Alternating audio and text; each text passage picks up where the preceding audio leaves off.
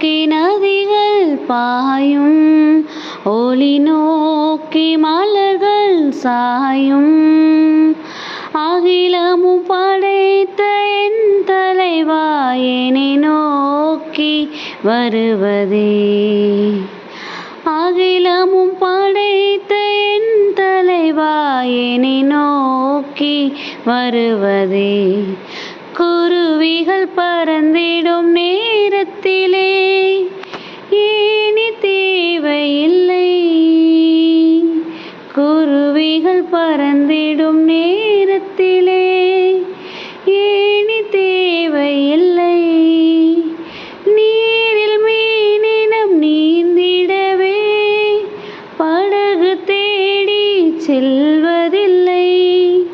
நீரில் மீனினம் நீந்திடவே படகு தேடி செல்வதில்லை.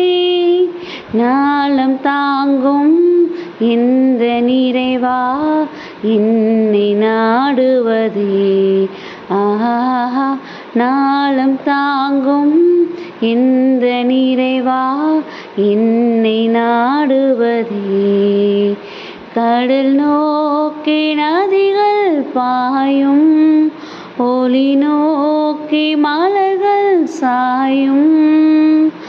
அகிலமும் படைத்த என் தலைவா என்னை நோக்கி வருவதே. ஹாய் குட்டீஸ், எல்லோரும் எப்படி இருக்கிறீங்க? நல்லா இருக்கீங்களா? ஹாப்பியாக இருக்கீங்களா குட்டீஸ்?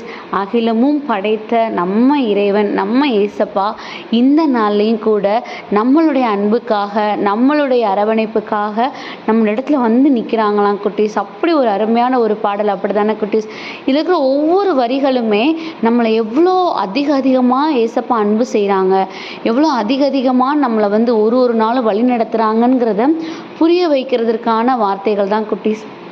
இதில் பாருங்களேன், இதில் இருக்க எல்லாமே உங்களுக்கு எல்லாமே புரிஞ்ச விஷயங்கள் தான்.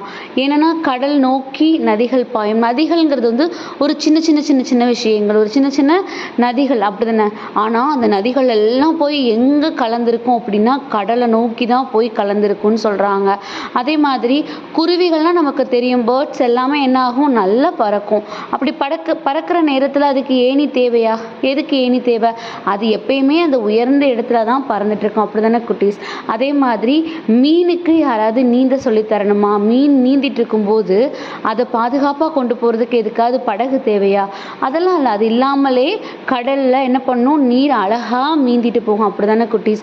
அப்படி இருக்கிற பட்சத்தில்